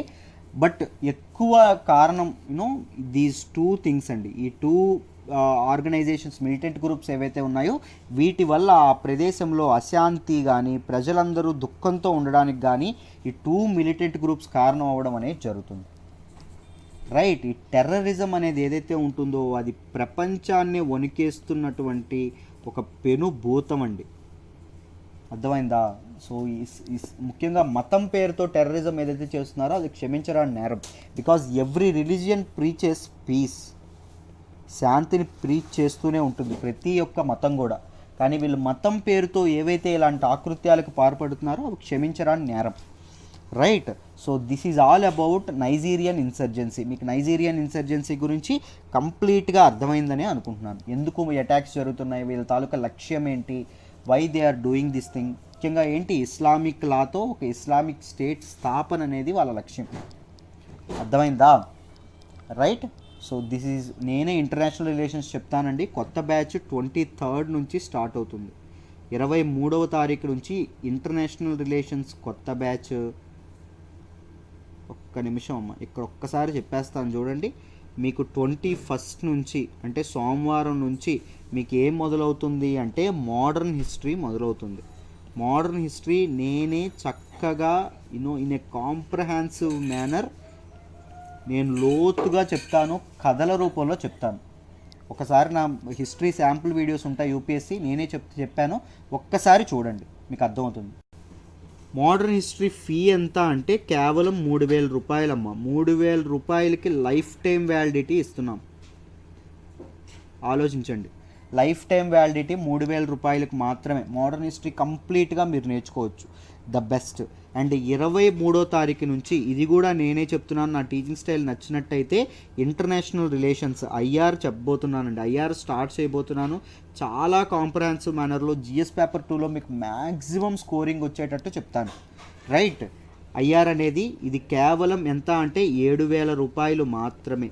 ఈ 7,000 రూపీస్ పెడితే మీకు ఐఆర్తో పాటు వరల్డ్ హిస్టరీ కూడా చెప్తాను. ఎందుకంటే చాలా వరకు వరల్డ్ హిస్టరీతో లింక్ అయి ఉంటుంది కాబట్టి అది కూడా నేను కాంప్లిమెంటరీగా వరల్డ్ హిస్టరీ క్లాసెస్ కూడా మీకు ఇస్తాం. లైవ్ చెప్తానండి. మీకు ఏవో రికార్డెడ్ సెషన్స్ మేమే పదేయడం కాదు, లైవ్ చక్కగా చెప్తాను, ఇంటరాక్ట్ అవుతూ నేర్చుకోవచ్చు. 7,000కి ఇది కూడా లైఫ్ టైం వ్యాలిడిటీతో వస్తున్నటువంటి కోర్సు. ఆలోచించండి, వైజ్ డెసిషన్ తీసుకోండి, మీకే చాలా హెల్ప్ అవుతుంది. మమ్మల్ని నమ్మకం ఉంచి జాయిన్ అవ్వండి. మీ నమ్మకం అసలు ఒమ్ము కాదు. రైట్. ఇప్పుడు నెక్స్ట్ ఆర్టికల్ డిస్కస్ చేద్దాము, జాగ్రత్తగా వినండి అమ్మ. మనం మాట్లాడుకోబోయే నెక్స్ట్ ఆర్టికల్ వచ్చేసి Brexit negotiations enter final hours. Very very important article అండి రిగార్డింగ్ జిఎస్ పేపర్ 2 అమ్మ. జాగ్రత్తగా వినండి అమ్మ, క్లియర్గా హిస్టరీతో సహా ఎక్స్ప్లెయిన్ చేసే ప్రయత్నం చేస్తాను, మీకు ఈజీగా అర్థమైపోతుంది. మనం బ్రెక్సిట్ గురించి తెలుసుకునే ముందు మొదట యూరోపియన్ యూనియన్ గురించి తెలుసుకోవాలి. యూరోపియన్ యూనియన్ యొక్క చరిత్ర చెప్తాను, చెప్పిన తర్వాత మీకు బ్రెక్సిట్ గురించి ఎక్స్ప్లెయిన్ చేస్తాను, దాంతోపాటు ఆర్టికల్ని కూడా ఎక్స్ప్లెయిన్ చేస్తాను. జాగ్రత్తగా వినండి. మొదట చూడండి, మీరు జాగ్రత్తగా గమనిస్తే ఎప్పుడైతే ఇండస్ట్రియల్ రెవల్యూషన్ అనేది ఎప్పుడైతే ఒక ఊపు అందుకుందో, ముఖ్యంగా 1850 1840s ఆ టైంలో ముఖ్యంగా అమెరికా లాంటి కంట్రీస్ అయితే విపరీతంగా, క్యాపిటలిస్ట్ కంట్రీస్ అయితే చాలా చాలా లాభపడడం అనేది జరిగింది. బ్రిటన్ లాంటి కంట్రీస్ కూడా చాలా చాలా లాభపడడం అనేది జరిగింది. రైట్. సో వాళ్ళు ఇప్పటికే లాభాలతో ఉన్నారు. ముఖ్యంగా కొలనైజేషన్ ఏదైతే ఉంటుందో, డిఫరెంట్ కాలనీస్ ఏవైతే ఉంటాయో, ఇదంతా ఒక పీక్ స్టేజ్లో ఉన్న టైంలో వీళ్ళందరికీ ఏమనిపించింది అంటే యూరోపియన్ కంట్రీస్ ముఖ్యంగా ఎవరైతే ఇది ఈ కొలోనియలిజం ఏదైతే ఉంటుందో దానిలో ఎక్కువగా ఉన్నటువంటి యూరోపియన్ కంట్రీస్ వీళ్ళందరం ఇప్పటికే మనం ఇంత శక్తులుగా ఉన్నాము అంటే మనందరం ఒక యూనియన్గా ఫామ్ అయితే అసలు తిరుగులేని శక్తులుగా తయారవుతాము అని చెప్పేటటువంటి భావన రావడం అనేది జరిగింది. So one of the important methodologist Victor Hugo ఎవరైతే ఉన్నారో ఈయన మొదటిసారి యునైటెడ్ స్టేట్స్ ఆఫ్ యూరప్ అనేటటువంటి ఒక ఎక్స్ప్రెషన్ అనేది ఇదవ్వడం అనేది జరిగింది. ఆ European emergence of pan European feelings అనేవి అప్పుడప్పుడే పుట్టుకురావడం అనేది జరిగింది. ఎప్పుడండి? 1849లో. జాగ్రత్తగా గుర్తుపెట్టుకోండి మా ఆర్డర్. నెక్స్ట్ తర్వాత ఏం జరిగింది అంటే 1945 అండి, 1945. ఇప్పుడు వరల్డ్ వార్ II, రెండవ ప్రపంచ యుద్ధం అనేది అయిపోయింది. రెండవ ప్రపంచ యుద్ధం అయిపోయిన తర్వాత ఏం జరిగింది? ప్రపంచంలో రెండు సూపర్ పవర్స్ అనేవి ఏర్పడడం అనేది జరిగాయి. ఏంటంటండి ఆ పవర్స్? జాగ్రత్తగా చూడండి. యుఎస్ఏ ఒకవైపు, సోవియట్ యూనియన్ ఏదైతే ఉంటుందో సోవియట్ యూనియన్ ఒకవైపు, యుఎస్ఎస్ఆర్ ఒకవైపు. అర్థమైందా? ఈ రెండు ఇదవ్వడం అనేది జరిగింది. ఈ రెండింటి తాలూకా ఇన్ఫ్లుయెన్స్తో మధ్యలో ఉన్నటువంటి యూరప్ ఏదైతే ఉందో యూరప్ రెండుగా విడిపోయిందండి. మధ్యలో ఉన్నటువంటి యూరప్ రెండుగా చీలిపోవడం అనేది జరిగింది. ఒకటి వెస్టర్న్ యూరప్, రెండు ఈస్టర్న్ యూరప్. ఒకటి వెస్టర్న్ యూరప్, రెండు ఏంటమ్మా? Eastern Europe. ఈ రెండింటి మధ్య ఉన్నటువంటిదే ఐరన్ కట్టైన్ అంటాము. మీకు అది వరల్డ్ హిస్టరీలో ఇవన్నీ నేను ఎక్స్ప్లెయిన్ చేస్తాను డీటెయిల్డ్గా, కంగారు పడక్కర్లేదు. Western Europe, eastern Europe. ఈ వెస్టర్న్ యూరప్ అంతా దేని ఇన్ఫ్లుయెన్స్లో ఉంది అంటే క్యాపిటలిస్ట్లో ఎవరైతే యుఎస్ఏ పీపుల్ ఎవరైతే ఉంటారో వెస్టర్న్ ఇన్ఫ్లుయెన్స్లో ఉండడం అనేది జరిగింది. ఈ ఈస్టర్న్ యూరప్ అంతా ఎవరి ఇన్ఫ్లుయెన్స్లో ఉంది అంటే సోవియట్ యూనియన్ ఏదైతే ఉంటుందో కమ్యూనిస్టులు ఎవరైతే ఉంటారో వాళ్ళ తాలూకా ఇన్ఫ్లుయెన్స్లో ఉండడం అనేది జరిగింది.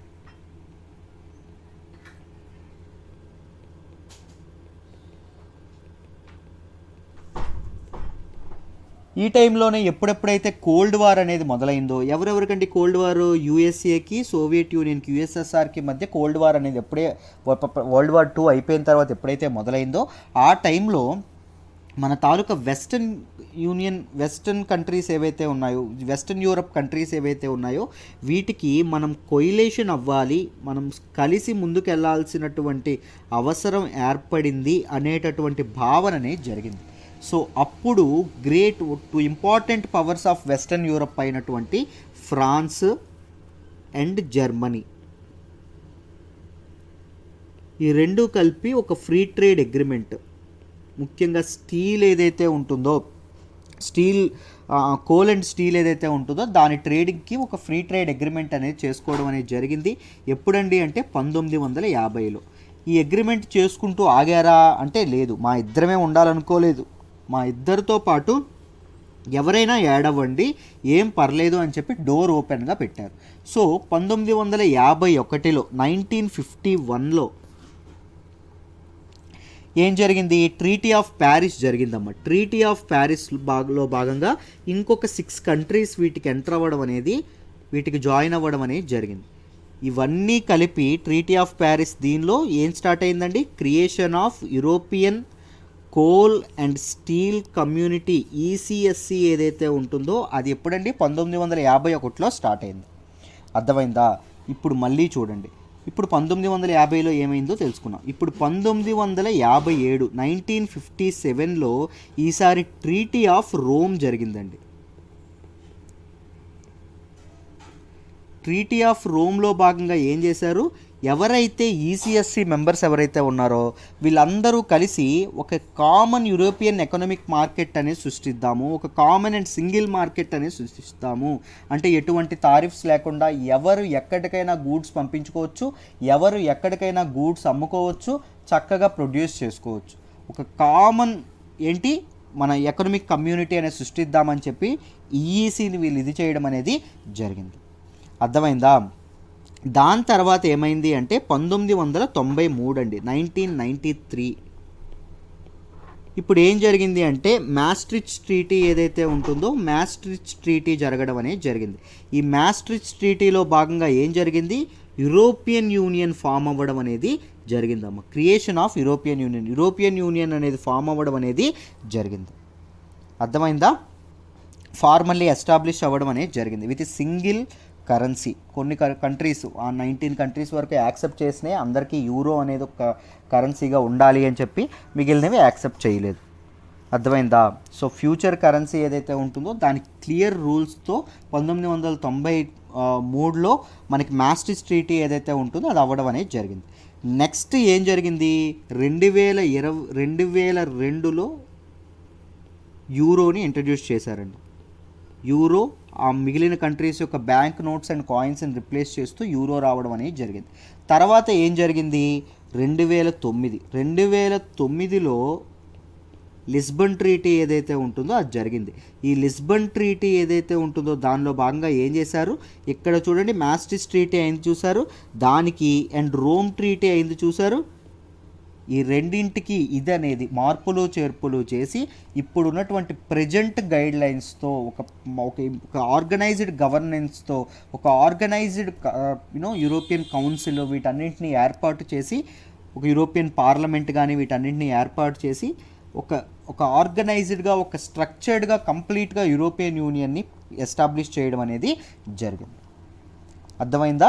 This is all about European union. అయితే ఈ మధ్యలో 1973లో ట్రీటీ ఆఫ్ రోమ్కి ట్రీటీ ఆఫ్ మాస్ట్రిక్ట్ ఏదైతే ఉంటుందో వీటి మధ్యలో ఏంటండి ఇదైంది, మన తాలూకా యూకే ఏదైతే ఉంటుందో యూకే యూరోపియన్ యూనియన్లో చేరడం అనేది జరిగింది. కాలానుగుణంగా చాలా వరకు వస్తున్నాయి, పోతున్నాయి, మళ్ళీ యాడ్ అవుతున్నాయి, మళ్ళీ యూరోపియన్ యూనియన్లో అన్నీ ఇదవుతున్నాయండి, రైట్? అలాగే ఇదవ్వడం అనేది జరిగింది. అర్థమైందా?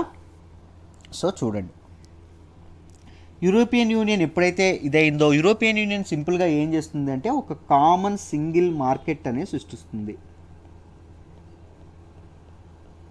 అంటే యూరోపియన్ యూనియన్లో సభ్యులుగా ఉన్నటువంటి దేశాలన్నీ ఏం చేస్తాయి, ఎకనామిక్ పాలసీస్ అనేవి అవి నిర్ణయించుకోవు. ఎకనామిక్ పాలసీస్ అనేవి ఎవరు నిర్ణయిస్తారు, యూరోపియన్ యూనియన్ యొక్క ఇదేదైతే ఉంటుందో గవర్నింగ్ బాడీ ఏదైతే ఉంటుందో అది నిర్ణయించడం అనేది జరుగుతుంది. అర్థమైందా?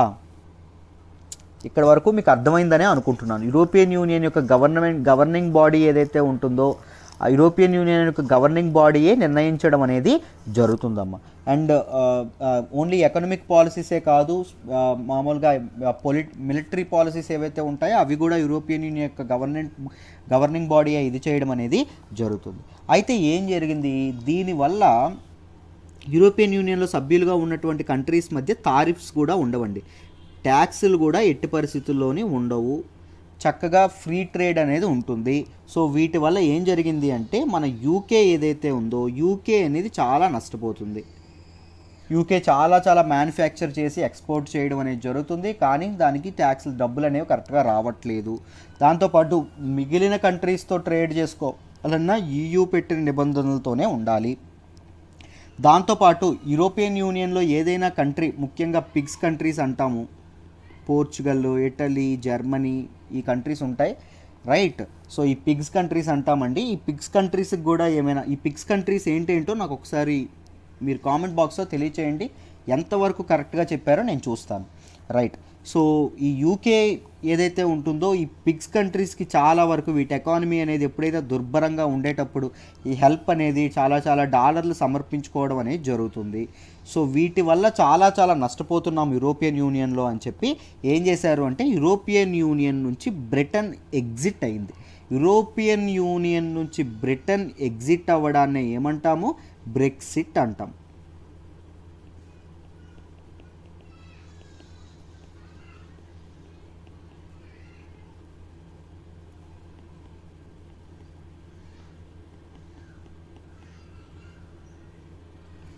బ్రెక్సిట్ ఎప్పుడైతే అయిందో నెదర్లాండ్స్ కూడా సమ్ నెక్సిట్ అని చెప్పి, లేకపోతే ఫ్రాన్స్ ఏమో ఫ్రెక్సిట్ అని చెప్పి ఇలా చాలా ఇవి రావడం అనేది జరిగింది, స్లోగన్స్ రావడం అనేది జరిగింది. బట్ బ్రిటన్ అనేది ఈ మొన్న జాన్వరిలో దీనిగా ఇదవ్వడం అనేది జరిగింది.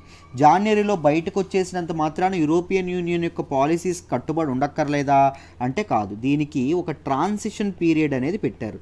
ఈ ట్రాన్సిషన్ పీరియడ్ ఎంత పెట్టారు అంటే 11 నెలలు పెట్టారండి. ట్రాన్సిషన్ పీరియడ్ ఎంతకాలం పెట్టారు? 11 నెలలు పెట్టారు.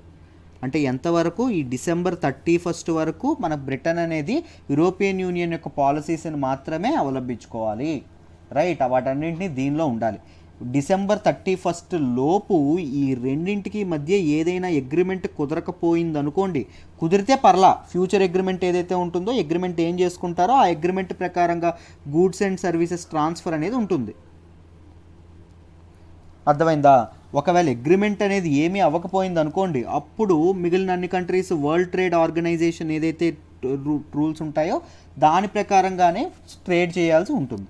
సో WTO తాలూకా ఇవి వస్తే ఏం జరుగుతుంది? బ్రిటన్ మార్కెట్స్లో వస్తువుల కాస్ట్లు అనేవి పెరిగిపోతాయి అమాంతంగా. అర్థమైందా?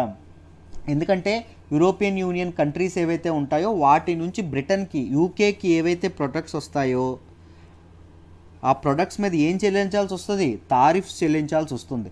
తారిఫ్స్ ఎలా అయితే చెల్లిస్తారో కాస్టులు పెంచుతారా లేదా బయట వాళ్ళు? తప్పకుండా పెంచుతారు. తారిఫ్స్ చెల్లాల్సి వచ్చినప్పుడు కాస్టులు కూడా పెరుగుతాయి. సో వీటి తాలూకా ధరలు పెరిగిపోతాయి. యూకే మార్కెట్స్లో ధరలు అనేవి చాలా చాలా పెరిగిపోతాయి. బట్ ప్రో బ్రెక్సిట్ పీపుల్ ఎవరైతే ఉన్నారో, బ్రెక్సిట్కి సపోర్ట్ చేస్తున్నటువంటి పీపుల్ ఎవరైతే ఉన్నారో వాళ్ళు ఏమంటున్నారు అంటే, ఏం పర్లేదు, ఆ యూరోపియన్ యూనియన్ కంట్రీస్తో ప్రాబ్లం వచ్చినా మేము బయట కంట్రీస్ వాళ్ళతో మంచి అగ్రిమెంట్స్ చేసుకుంటాము. సో మా తాలూకా ఎక్స్పోర్ట్స్ అనేవి వాళ్ళకి చీప్గా వెళ్తాయి. మాకు సావరెంటీను, ఎకనామిక్ సావరెంటీ అనేది వస్తుంది. మామూలుగా యూరోపియన్ యూనియన్లో ఉండడం వల్ల ఎకనామిక్ సావరెంటీ ఉండేది కాదు యూరోపియన్ యూనియన్ కంట్రీస్కి.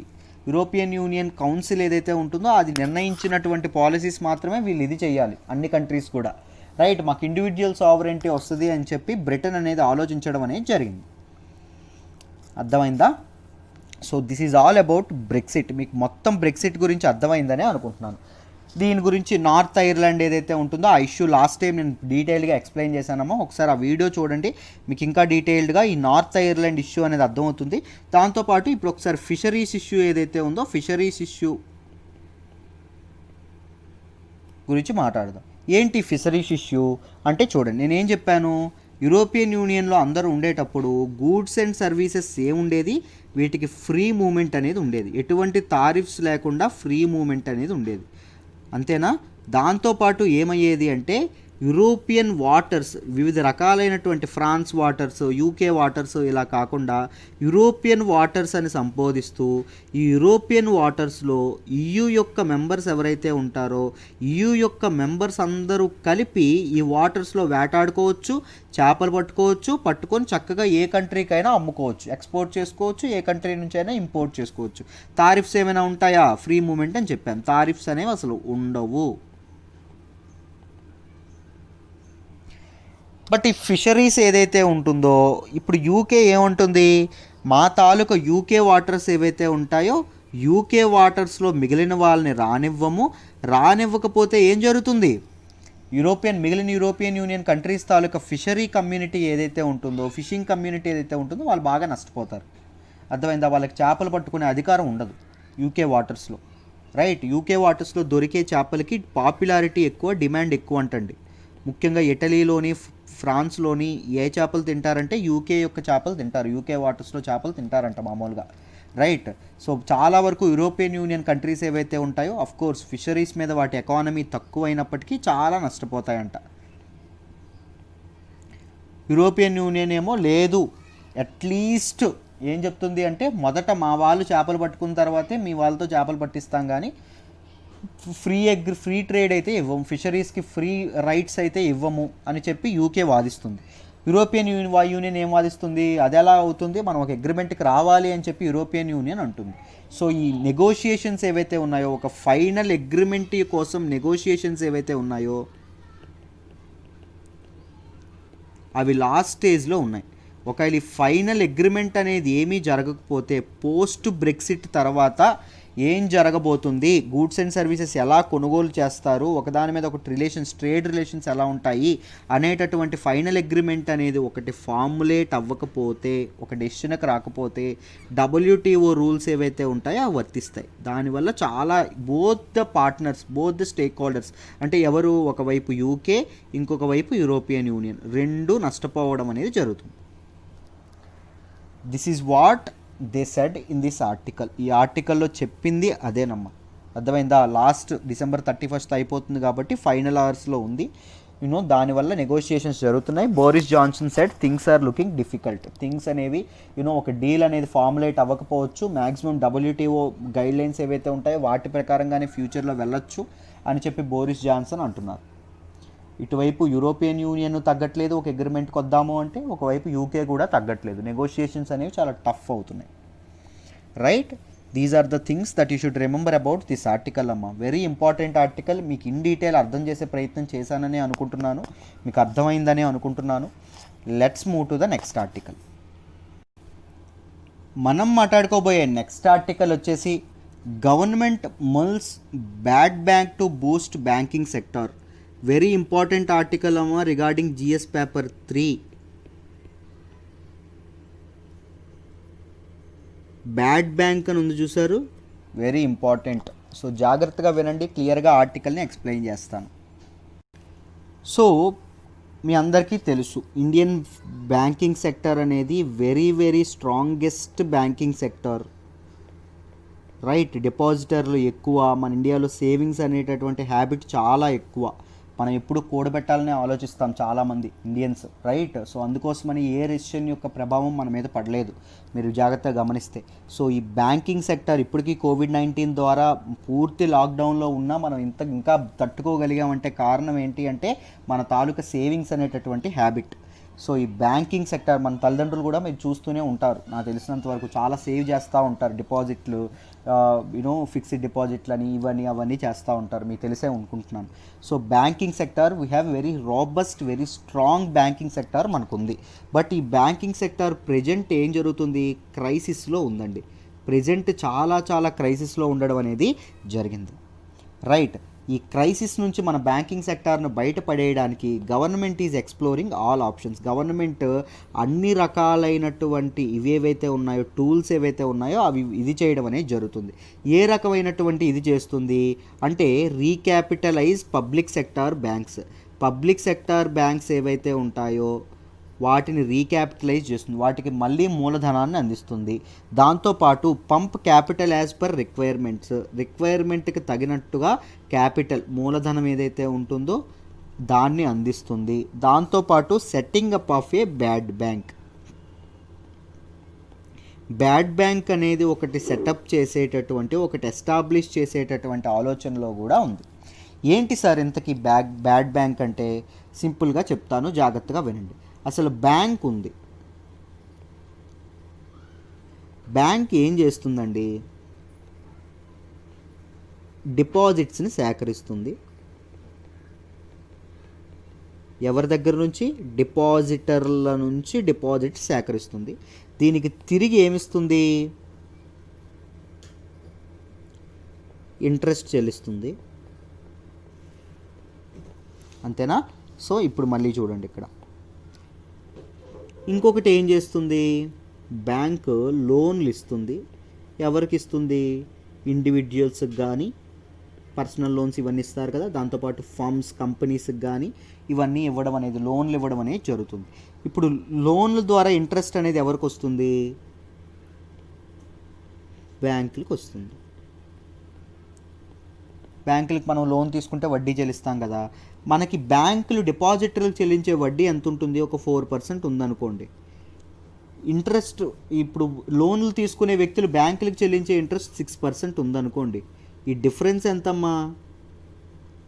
2%. ఈ 2%ని ఏమంటాము అంటే స్ప్రెడ్ అంటాం, బ్యాంక్ యొక్క స్ప్రెడ్ అంటాం. అర్థమైందా? ఇలా ఒక దగ్గర నుంచి డబ్బులు తీసుకొని ఇంకొకరికి అప్పులు ఇచ్చి మళ్ళీ వాళ్ళ దగ్గర నుంచి ఇంట్రెస్ట్ తెచ్చుకొని మళ్ళీ డిపాజిటర్లకు ఇంట్రెస్ట్ ఇచ్చి వీటన్నంత ప్రాసెస్ని ఏమంటామో తెలుసా? ఫైనాన్షియల్ మీడియేషన్ అంటాం.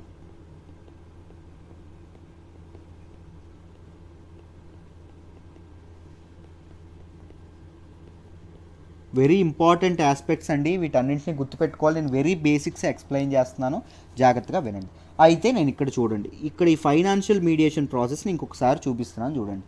ఇప్పుడు మనకి ఈ ఇండివిజువల్స్ ఫర్మ్స్ ఏవైతే ఉన్నాయో అవి లోన్లు తీసుకున్నాయి కానీ తిరిగి కట్టలేదు అనుకోండి. కట్టకపోతే ఏం జరుగుతుందమ్మా?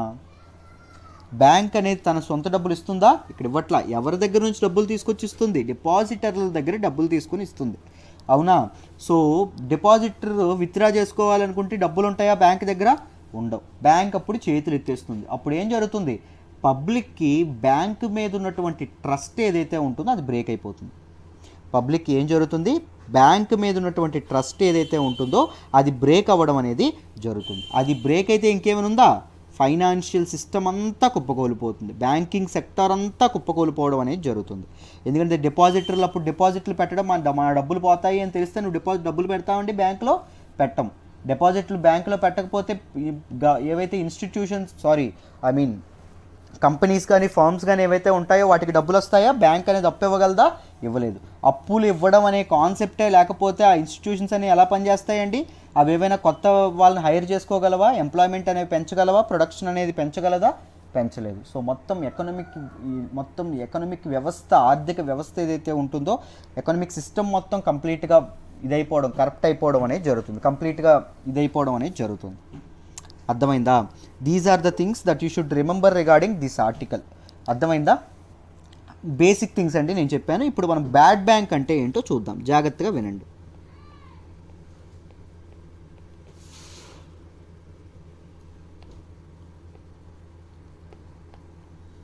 ఒక బ్యాంక్ ఉంటుంది. బ్యాంక్ ఏం చేస్తుంది? లోన్స్ ఇస్తుంది. These loans were divided into two types: good loans, bad loans. Bad లోన్స్ని ఎన్పిఎస్ అని ఇలా చాలా చాలా మాట్లాడతారు. పాపం చూద్దాం ఏంటో. సింపుల్గా చెప్తాను. బ్యాంక్ దగ్గర ఎస్బీఐ పెడుతున్నాను. మొత్తం ఎస్బీఐ 1000 కోట్లు లోన్ ఇచ్చింది అనుకోండి. 1000 కోట్లు లోన్స్ రూపంలో ఇస్తుంది. అందులో 800 కోట్లు వసూలు అవుతున్నాయి. పీరియాడికల్గా ఈఎంఐలు కడుతున్నారు ఈ వ్యక్తులు. ఇంకొక 200 కోట్లు వసూలు అవ్వట్ల. సో ఈ 800 కోట్లని ఏమంటాము? గుడ్ లోన్స్ అంటాము. ఈ 200 crores ఏమంటాము? బ్యాడ్ లోన్స్ అంటాం. బ్యాడ్ లోన్స్ అనేవి పెరిగిపోయాయి అనుకోండి. బ్యాడ్ లోన్స్ అనేవి పెరుగుతూ ఉన్నాయి. ఇది 700 అవుతుంది, ఇది 300 అవుతుంది, ఇది 600 అవుతుంది, ఇది 400 అవుతుంది. అప్పుడు ఏం జరుగుతుంది? ఎప్పుడైతే ఇవి పెరుగుతూ ఉంటాయో ఈ మిగిలిన కట్టే వాళ్ళు కూడా ఏమవుతుంది? మారల్ అనేది పోతుంది. అర్థమైందా? అంటే ఒక మారల్ హజార్డ్ అనేది ఏర్పడుతుంది. అవసరం లేదులే, మనం ఎందుకు కట్టాలి, వేరే వాళ్ళు కూడా కట్టట్లేదు కదా అని ఏర్పడుతుంది. ఎప్పుడైతే దీని తాలూకా అప్పులు పెరిగిపోతున్నాయో బ్యాంకుకి డిపాజిట్లు ఇస్తారు చూసారు, వాళ్ళకి భయం ఏర్పడుతుంది.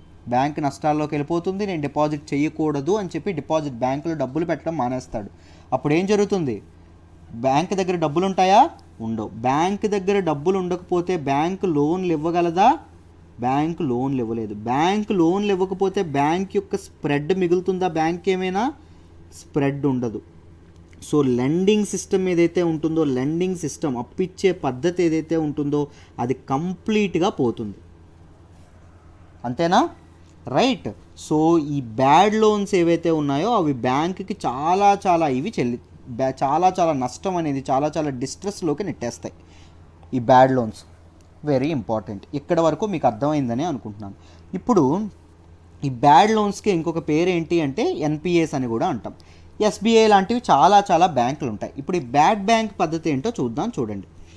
ఇప్పుడు చూడండి, ఎస్బీఐ దగ్గర కొంత బ్యాడ్ లోన్స్ ఉన్నాయి, ఐసిఐసిఐ దగ్గర కొంత బ్యాడ్ లోన్స్ ఉన్నాయి, హెచ్డిఎఫ్సి దగ్గర కొంత బ్యాడ్ లోన్స్ ఉన్నాయి. ప్రతి ఒక్కరికి డబ్బులు ఎగ్గొట్టే వాళ్ళు ఉంటారు కదా, చూడండి, డిఫాల్ట్ చేసే వాళ్ళు ఉంటారు తప్పకుండా. నెక్స్ట్ ఇంకా యాక్సిస్ బ్యాంక్ ఏదైతే ఉందో యాక్సిస్ బ్యాంక్కి కూడా కొన్ని బ్యాడ్ లోన్స్ ఉన్నాయి. వీళ్ళ తాలూకా బ్యాడ్ లోన్స్ అన్నీ కలిపి ఏం చేస్తారు అంటే ఒకరికి అప్పగిస్తారు. ఈ ఒకటి ఏంటి అంటే ఈ ఒకటి ఒక ఇన్స్టిట్యూషన్.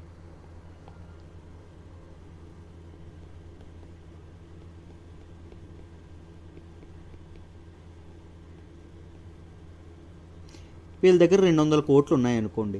ఎంతకి ఇస్తారు ఇన్స్టిట్యూషన్కి అంటే డిస్కౌంటెడ్ రేట్కి ఇస్తారు. ఈ 200 కోట్లు ఏంటమ్మా, వడ్డీతో కలిపి 200 కోట్లు ఆ వ్యక్తి వడ్డీతో కలిపి రావాల్సిన దానికి ఏంటి 200 కోట్లు బ్యాడ్ లోన్. ఈ 200 కోట్లని ఇన్స్టిట్యూషన్కి ఎంతకు అమ్మేస్తారు అంటే ఒక 170-160 కోట్లకు అమ్మేస్తారు మార్కెట్ రేట్ ప్రకారం. ఒక రేట్ ఏదైతే ఉంటుందో మాట్లాడుకొని అమ్మేస్తారు. సో 170 కోట్లు ఎవరికి వెళ్తుంది, ఎస్బీఐకి వెళ్తుంది. SBI again can start lending ఏదైతే అప్పు ఇవ్వడం ఏదైతే ఉంటుందో అది చేస్తుంది. సో ఎకానమీ అనేది ఇది అవుతుంది. బట్ 30 కోట్లు తనకి నష్టం అంటే మరి బ్యాడ్ పాలసీ డెసిషన్స్ తీసుకోవడం వల్ల, బ్యాడ్ లెండింగ్ ప్రాక్టీసెస్ వల్ల ఆ నష్టం అనేది జరిగింది. ఆ నష్టం అనేది పాపం బ్యాంక్ అనేది భరించాలి, మరి తప్పదు, రైట్. సో ఈ 170 కోట్ల లోను అప్పు ఏదైతే ఉంటుందో దీన్ని అతను తీసుకుంటాడండి, ఇన్స్టిట్యూట్ తీసుకుంటుంది. ఐసిఐసిఐ దగ్గర ఇంకో 200 కోట్లు ఉందనుకోండి, అది ఒక 150 కోట్లకు అమ్మేసింది అనుకోండి. హెచ్డిఎఫ్సి అలాగే అమ్మేసింది, యాక్సిస్ బ్యాంక్ కూడా అలాగే అమ్మేసింది. వీటన్నింటినీ ఇతను ఏం చేస్తాడు అంటే వాళ్ళ తాలూకా లిస్ట్ ఏదైతే ఉంటుందో వాళ్ళ వెనక ఇతను పరిగెడతాడండి. వాళ్ళ తాలూకా లోన్స్ ఏవైతే ఉంటాయో వాటిని వసూలు చేసేటటువంటి బాధ్యత ఎవరు తీసుకుంటారు, ఈ ఇన్స్టిట్యూషన్ తీసుకుంటారు. అర్థమైందా? వాళ్ళు ఎంత వసూలు చేస్తారు, 200 కోట్లు. 200 కోట్లు కదా లోన్ల రూపంలో రావాలి, 200 కోట్లు వసూలు చేస్తారు. అర్థమైందా? సో ఆ మిగిలిన 30 crores ఏదైతే ఉంటుందో అది ఇన్స్టిట్యూషన్గా మిగులుతుంది.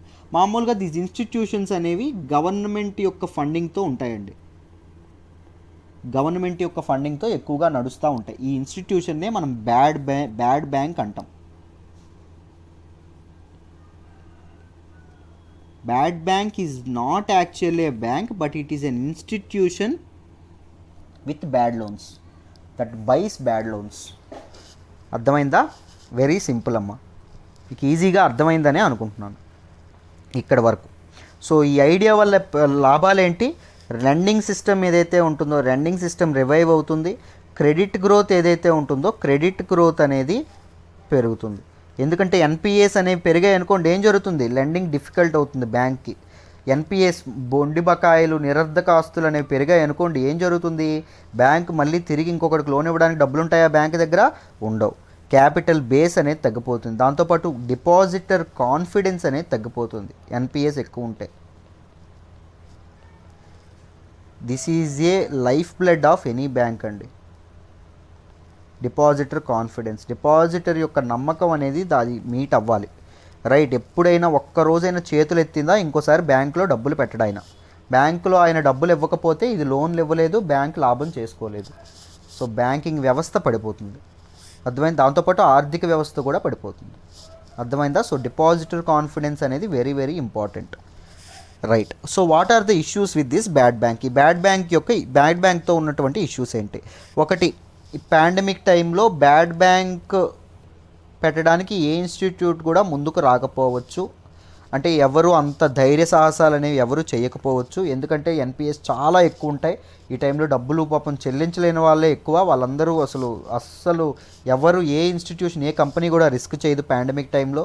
దాంతోపాటు బ్యాడ్ లోన్స్ ఏవైతే ఉన్నాయో బ్యాడ్ లోన్స్ అనేవి చాలా చాలా పైలప్ అయిపోతాయి, అర్థమైందా. ఐ మీన్ ఏం జరుగుతుంది అంటే బ్యాంకులు ఏం చేస్తాయి, విచ్చలవిడిగా లెండింగ్ చేసేస్తాయి. ఎందుకు, ఏమైనా తేడా కొడితే బ్యాడ్ బ్యాంక్ ఉంది, బ్యాడ్ బ్యాంక్ అమ్మేయచ్చు, బ్యాడ్ బ్యాంక్ చూసుకుంటుంది, మనకు పెద్ద నష్టమే ఉండదు అని చెప్పి ఏం చేస్తాయి, విపరీతమైన లెండింగ్లోకి దిగిపోతాయి, విపరీతమైనటువంటి అప్పులు ఇచ్చేస్తాయి, చూసుకోకుండా కొన్ని చూసుకోకుండా. దానివల్ల బ్యాడ్ లోన్స్ ఏవైతే ఉన్నాయో బాగా పెరిగిపోతాయి. దాంతోపాటు ఏ రేటుకి బ్యాడ్ బ్యాంక్ అమ్మాలి అని చెప్పి ఎటువంటి మార్కెట్ రేట్ ఉండదు. సో ఆ మార్కెట్ రేట్ నెగోషియేషన్స్ ద్వారా ఉంటుంది, ఇద్దరికి బ్యాడ్ బ్యాంక్కి అండ్ అసలైన కమర్షియల్ బ్యాంక్కి మధ్య నెగోషియేషన్ వల్ల ఒక రేట్కి ఫిక్స్ అవుతారు. సో ఆ రేట్ ఫిక్సేషన్ కూడా చాలా ఇబ్బంది, అర్థమైందా. So these are the things అండి మనకి ఈ బ్యాడ్ బ్యాంక్ విషయం గురించి మీరు గుర్తుపెట్టుకోవాల్సిన విషయాలని నేను ఎక్స్ప్లెయిన్ చేశాను, రైట్. మొదట బ్యాడ్ బ్యాంక్ అనేది ఎవరు ఇది చేశారు అంటే first strategy was used by melon bank, this is from US. ఇది మొదట ఒక బ్యాడ్ బ్యాంక్ని ఇది చేయడం అనేది జరిగింది, పెట్టడం అనేది జరిగింది, ఈ స్ట్రాటజీ యూజ్ చేయడం అనేది జరిగింది, right. So these are the facts that you should remember అమ్మా, మీరు బ్యాడ్ బ్యాంక్ గురించి గుర్తుపెట్టుకోవాల్సినటువంటి విషయాలు.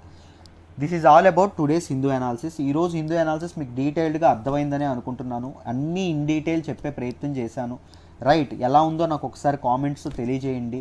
You know make sure you like this video.